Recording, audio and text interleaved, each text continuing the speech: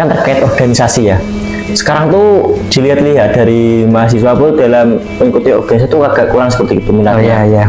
Nah, tanggapan Mas itu seperti apa terhadap hal tersebut, Mas? Jadi organisasi harus memiliki tujuan, kira-kira arah gerak organisasi ini itu mau kemana. Assalamualaikum warahmatullahi wabarakatuh. Waalaikumsalam warahmatullahi wabarakatuh. Halo teman-teman, apa kabarnya?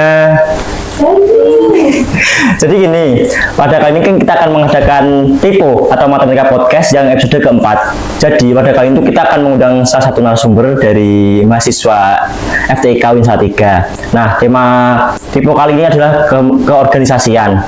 Nah, mungkin teman-teman nggak asing atau udah kenal lah sama Mas Jazid. Namanya Mas Jazid. Mungkin Mas Jazid bisa memperkenalkan dulu, Mas. Oke, baik. Terima kasih. Langsung saja ini ya perkenalan ya. Ya, siap. Oke, sebelumnya terima kasih atas waktunya dari teman-teman pengurus MPS Statis Matematika atas undangannya. Sebelumnya perkenalkan, nama saya Muhammad Jazid Solahuddin. Saya mahasiswa FTIK Program Studi Statis Matematika angkatan 2021. Saya alamat juga ini. Boleh.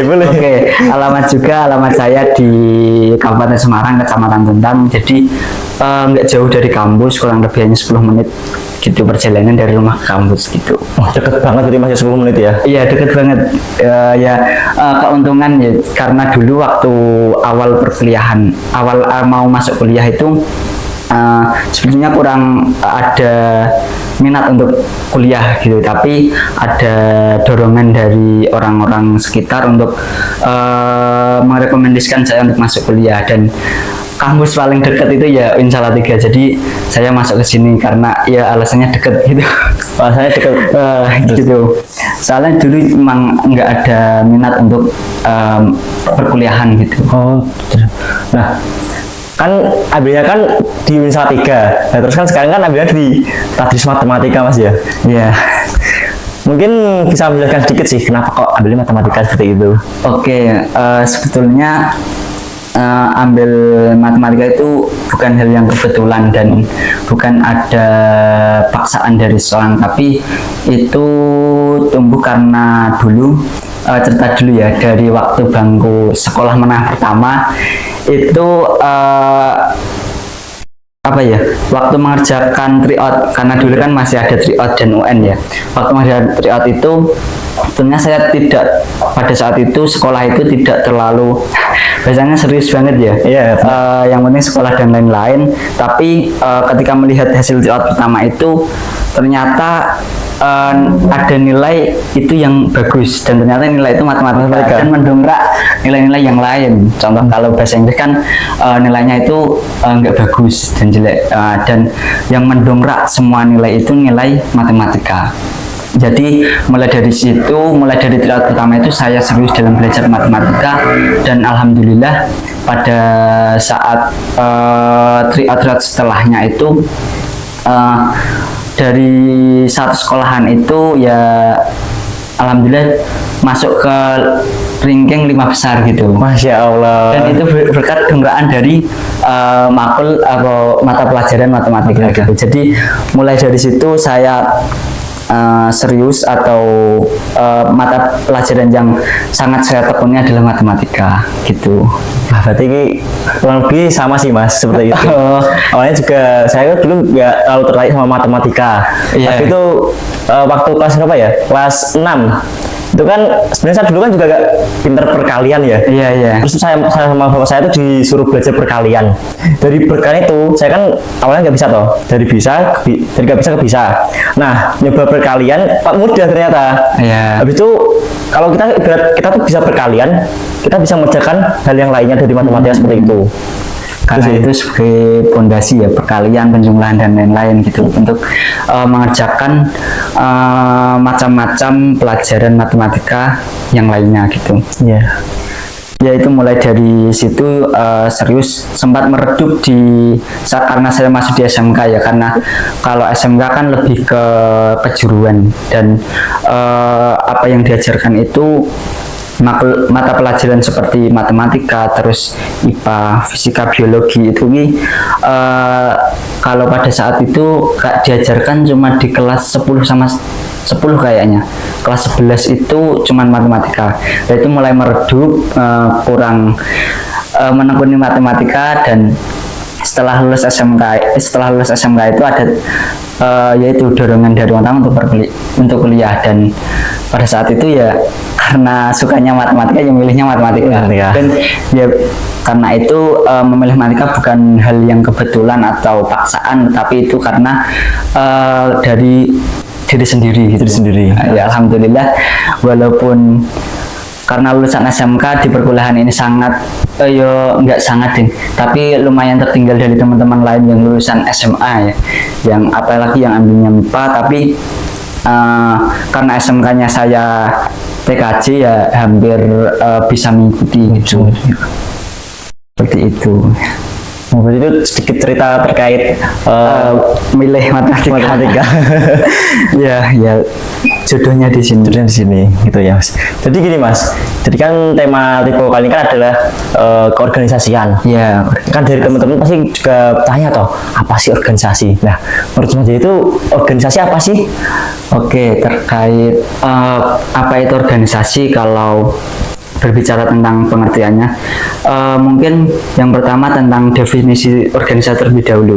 Kalau definisi seperti yang kita ketahui, sering kita ketahui di buku ataupun dari ucapan orang lain, itu adalah sekumpulan orang, maksudnya sekumpulan orang, 2 orang atau lebih, yang mereka saling bekerja sama untuk mencapai sebuah tujuan tertentu. Itu secara definisi, dan itu ada beberapa poin penting. Yang pertama itu ada tadi sekumpulan orang, 2 orang atau lebih. Jadi dalam organisasi harus memiliki anggota yang berjumlah 2 orang atau lebih. Jadi 1 orang atau lebih tidak bisa dikatakan organisasi ya.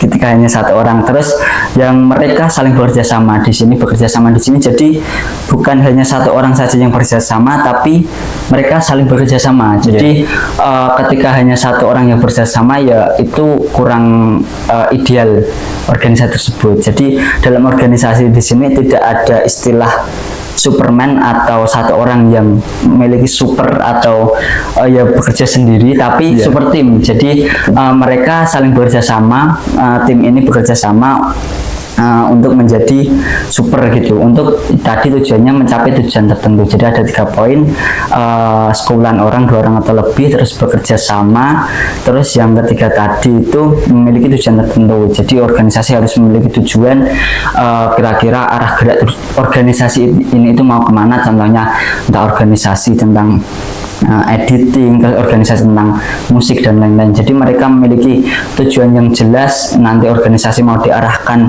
kemana, atau yang sering kita jumpai itu visi misi seperti itu. Jadi itu secara definisi. Tapi kalau secara pemaknaan pribadi saya, organisasi itu adalah sebuah pengelolaan. Jadi ditinjau dari diri sendiri ini, sebagai manusia kita kan perlu memiliki keahlian mengelola, karena dari diri sendiri atau manusia itu harus memiliki tujuan, baik tujuan yang jangka pendek maupun tujuan jangka panjang atau cita-cita seperti itu. Jadi ketika memiliki tujuan jangka pendek atau jangka panjang itu perlu mengelola diri sendiri, bagaimana mengatur waktu, bagaimana mengatur kegiatan dan lain-lain untuk tadi mencapai tujuan gitu. Itu organisasi kalau dikaitkan dengan diri sendiri. Tapi kalau dikaitkan dengan definisi tadi ya, definisi organisasi tadi, jadi dalam organisasi yang memiliki beberapa anggota tadi, dengan potensi-potensinya harus ada pengelolaan sumber daya, potensi-potensi tadi, pengelolaan tentang anggaran dan lain-lain untuk mencapai sebuah tujuan tertentu. Jadi memang sistem pengelolaan ini baik dari diri sendiri maupun kepada mengorganisir orang-orang atau kelompok itu sangat diperlukan seperti itu tentang organisasi. Oh, jadi gini teman-teman, tadi kan udah disebutin Mas Hadi ya. Yang paling saya ingat gini, yang pertama tuh ada, setiap organisasi itu ada anggotanya, pasti ada anggotanya, tidak mungkin sebuah organisasi itu cuma 1 orang. Yang kedua, organisasi itu juga ada tujuannya. Jadi kan organisasi kan diciptakan pasti ada tujuannya tau. Nggak mungkin organisasi itu dibentuk doang nggak ada tujuannya seperti itu. Juga ada visi dan misinya. Nah dari kita dibentuk tujuannya kita kan juga harus mengelola sumber daya yang ada seperti itu. Oke. Dan ini perlu digarisbawahi juga bahwa ketika dalam diri ini kan manusia kan memiliki banyak sekali organ ya, organ di tubuh manusia, dan mereka memiliki tugas dan fungsi masing-masing, dan mereka saling bekerja dan mereka saling berterhubung. Begitu pula dalam organisasi. Jadi semua orang, baik orang itu menjadi anggota, orang itu menjadi ketua, orang menjadi wakil dari bidang-bidang dan lain-lain, itu mereka memiliki tugas dan fungsi masing-masing. Jadi dari organisasi diperlukan adanya kerjasama antar mereka. Jadi mereka harus fokus terhadap tugas dan fungsinya masing-masing, karena walaupun mereka menjadi anggota ataupun mereka menjadi misal wakil, itu mereka berdampak untuk mencapai sebuah tujuan organisasi tersebut. Jadi contoh ketika organ ini, ketika kaki diberi tugas untuk melesaikan tugas pada tangan kan nggak bisa. Jadi seperti itu. Ketika kita ditempatkan menjadi anggota dalam suatu organisasi, ya kita nikmati saja tugas-tugas sebagai anggota seperti itu. Yang pastinya yang perlu digarisbawahi, setiap anggota di organisasi, setiap anggota, baik pengurus maupun anggota, mereka memiliki perannya masing-masing dan mereka ikut andil dalam mencapai sebuah tujuan dari organisasi tersebut. Seperti itu. Nah itu guys, jadi gini Mas Ajit, ini kan terkait organisasi ya. Sekarang tuh dilihat-lihat dari mahasiswa pun dalam mengikuti organisasi itu agak kurang seperti itu minatnya. Nah tanggapan Mas itu seperti apa terhadap hal tersebut Mas? Oke, memang setelah pandemi COVID, dirasa-rasa fenomena kurang minatnya mahasiswa terhadap organisasi atau mengikuti kegiatan-kegiatan yang dilaksanakan organisasi itu kian meredup ya. Yang pertama mungkin tentang kurang minatnya mahasiswa mengikuti kegiatan yang dilaksanakan oleh pengurus organisasi ya. Sebetulnya itu dari pengurus juga udah memaksimalkan terkadang ya, misalkan program kerja yang dibutuhkan atau yang sesuai dengan mahasiswanya gitu. Tapi dalam realita lapangannya dari mahasiswa juga kurang mengikuti kegiatan tersebut. Mungkin ya ini karena juga saya sebagai pengurus, pernah jadi pengurus, dan juga sekarang juga pengalaman sebagai pengurus Dima, itu menjadi PR besar bagi kita semua yang mengurus sebuah organisasi terkait kurang minatnya mahasiswa mengikuti organisasi. Bagaimana PR kita untuk meningkatkan program-program kerja kita yang sesuai dengan kebutuhan mereka mahasiswa, dan bagaimana kita mendesain program kerja itu menarik bagi mereka gitu. Jadi kalau bisa program kerja yang kita atau pengurus bikin itu benar-benar program kerja yang dibutuhkan bagi mahasiswa. Contohnya itu seperti ini, ketika mahasiswa kalau di sini ya semester 6 ini kan udah ditekan-tekannya sama proposal skripsi ya. Nah itu mungkin contoh program kerja yang bisa diinisiasi itu bisa bikin seminar atau pelatihan membuat proposal skripsi gitu. Karena kalau pengalaman di kelas saya, kelas 6A tadi matematika di sini itu, mereka sampai liburan sekarang pun mereka masih meminta dosen matematika untuk mengajarkan cara menyusun proposal skripsi.